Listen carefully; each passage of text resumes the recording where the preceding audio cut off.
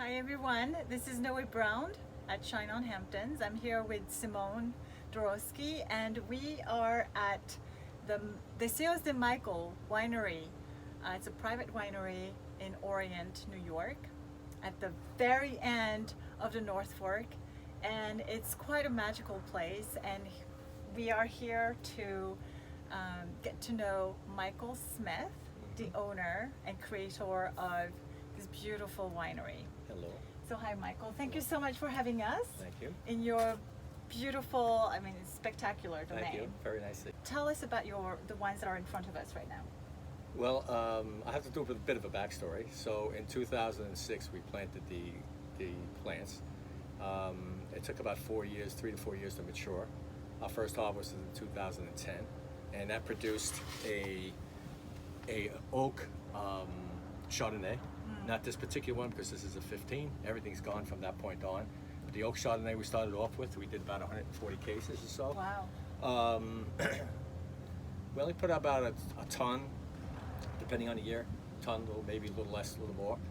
That won't put out 140 cases, but of course I'll supplement it with maybe some fruit from some friends locally. Nice. And then from that point on, we did that for a couple of years. We decided that we had enough in stock for the oak. So then we went to the stainless Chardonnay, which again we produced from here. But if we needed to supplement it, of course we did. And then it started to take hold. And in 2014, the stainless was presented up in New York State. It won silver medal, and we started to push it a little more. I wound up getting a salesperson. Then we went from the Chardonnay, the bold Chardonnays, to a rosé, and the rosé for 16 that also won a silver medal. In That's the same amazing. thing. Yeah, it did very well. Everybody seemed to like it, and then from that point on, just 2 years ago, we did the Cab Franc. So that's it's the four we push out. We maybe 400 or 500 cases a year, and that's it. That's all we do. Congratulations, that's quite a journey. Thank you. You are actually a retired former firefighter. Yes. So tell us about the transition from being a firefighter to becoming a vintner. So I was a New York City firefighter, and then during the course of later on in my career, I got promoted. I became a New York City arson investigator for the fire department. Wow. So back in 2001, on 9/11, and the reason I bring this up is because it promulgated where we are today and what I'm doing today, right? So back in 9/11, I was at the base of the building with a couple of my friends, meaning work co-workers, and the building came down, and I just happened to run the right way. That's all. That's what it came down to. I was a couple hundred feet away. First building came down. I ran just the right way, knocked down, unconscious. Thought I was pretty That's much thought I was crazy. done for that was it. Saying my prayers, and somehow spiritually, magically, by luck, by draw, I don't know, I came out of it. So I was down there for a couple days, 2 or 3 days before I came home. Then I went back, for weeks on end thereafter. And if you could imagine, or I'm sure you can, and mostly anybody can, something that traumatic that happens, to see your friends, to see a lot of different people suffer, when basically my entire career was geared to help people, and I couldn't basically do anything about it, right?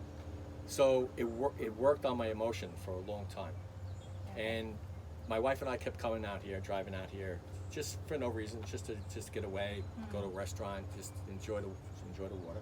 And I realized that every time I come out here, it settled me, it grounded me, and that's what I was looking for, something to ground me. And I still wasn't there. I still had this hole that I was looking to satisfy.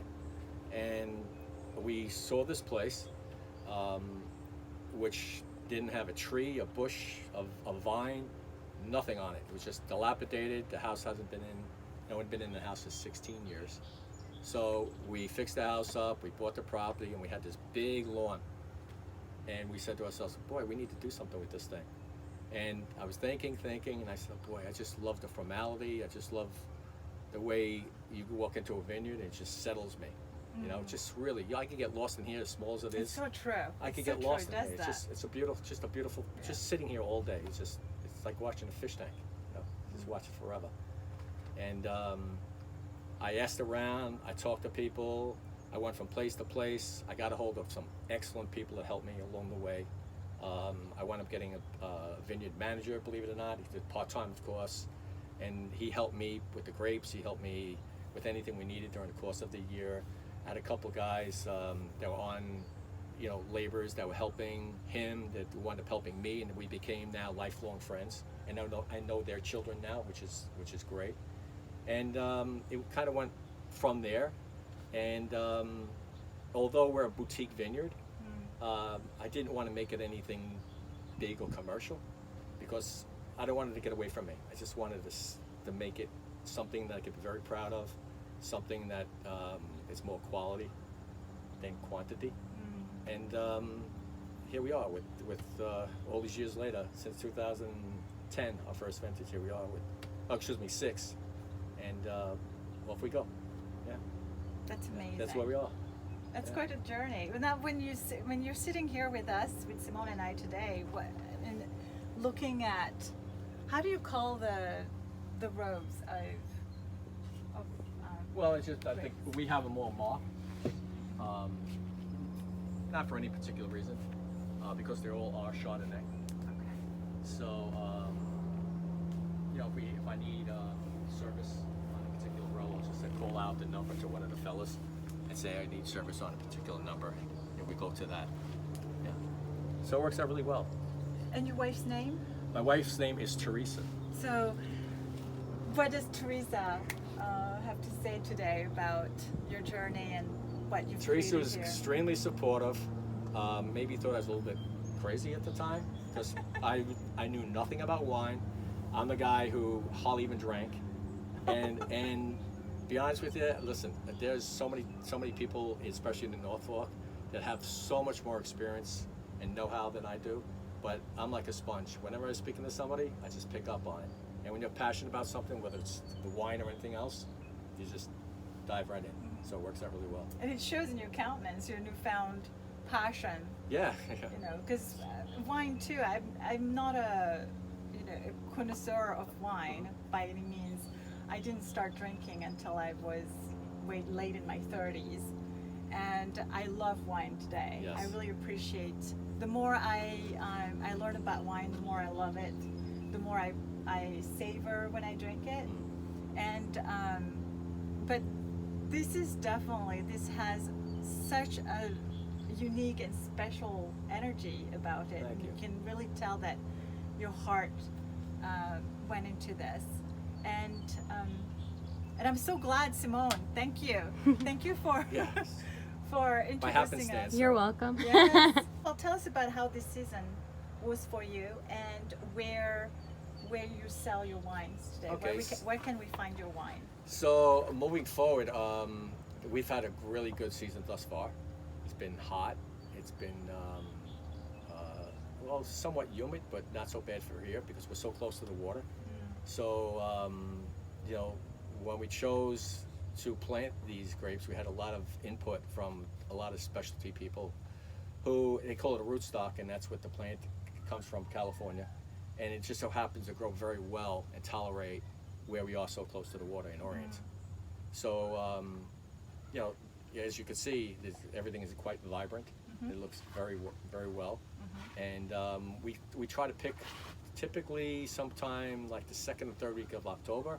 Have to be real careful with the rain because if it saturates the plants, then it becomes a hassle. But, Yes. we have to fool with it, but we usually have some sort of event, which is all my friends. They just decide, hey, we're going to come in and give you a hand, and it's just a friend thing. And a lot of people like to do it because they never clipped clusters off the plants.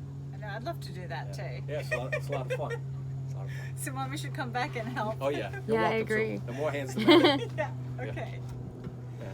So where can people buy your bottles? So mostly in Manhattan, Queens. We have some in Brooklyn, a couple places in Nassau County, and particularly out here at the North Fork. We sell at the Shack, the North Fork Shack, Okay. right on North Road, and The North Fork Shack. he carries that pretty well, Sammy, and he's a great chef, and he does excellent pairings with my wine. I know I've tasted, thanks to Simone, the rosé, Yes. and it's absolutely like it? delicious. I loved it. Good. Really enjoyed it. Yeah. Yes, I had it with with lobster mac and cheese. Oh, nice. Very nice. It was perfect. Very nice. My next question. Let's see if you can see the new logo here. Deseo de Michael, which in Spanish means dreams or wishes. Michael's wishes. Yes. Tell us Yes. how Deseo de Michael came about. So that's there's a backstory, of course, to everything that Of we do course. here. You know, the Cab Franc. We didn't want to make it an or only because we wanted it to look more distinctive, more bold, more have that classic look to it. You know, Cab Franc or a Cab Sauvignon or something similar to that. So we were sitting in a restaurant one night in Huntington, believe it or not, with a couple of friends of mine, and we were kicking around names because I knew I was going to do it. And we were kicking around names, and we couldn't come up with anything, nothing, and well, some stupid stuff anyway, nothing really good. So we wanted something that people would kind of roll off their tongue, so to speak. You know, and they'd say, "Oh, that sounds intriguing," right? Yes, and it does. You know, so it just so happens we asked this Spanish waitress. And we says, "What do you think? I'm gonna make a Cab Franc and a label, and what do you think a good name for it would be?" And she looked at my wife, and because my wife is Spanish, right? Ah, So my wife Teresa. is and I'll get to her, but it's Teresa, correct? And she says, "Teresa, Michael, cue in the music, Deseo to Michael." That's what the waitress said, and we kind of kicked it around and said, "Wow, that kind of sounds good." And we moved forward with Deseo to Michael because it was like you suggested. It was Michael's desire, Michael's wishes. Yes. That's how it's interpreted, and it's perfect. It's perfect. Yeah, It is it's perfect. yeah. It goes very well too with the landscaping and the aesthetics of your domain here. Yeah, it does. It does. It does make you, it does. I mean, I haven't tasted yet, but it does make you wonder. Deseo de Michael. I mean, it does roll off your tongue. It does. And it's definitely a romantic name. It's beautiful, right? It's beautiful. And that's the romantic. name of the vineyard, and the or is the label. So it's just one of the labels of the sale. So Michael, you created an amazing, spectacular estate here. So tell us what happens when you have private tastings here. well, private tasting consists of friends and family only. Of course. And when we finish out front with some wine, we'll just bring another bottle of wine right down onto the beach. Sit on the big log down there, or grab some beach chairs. Sit under the umbrella for a little while. A perfect day. Perfect day. Gorgeous out today. Oh my God. Beautiful.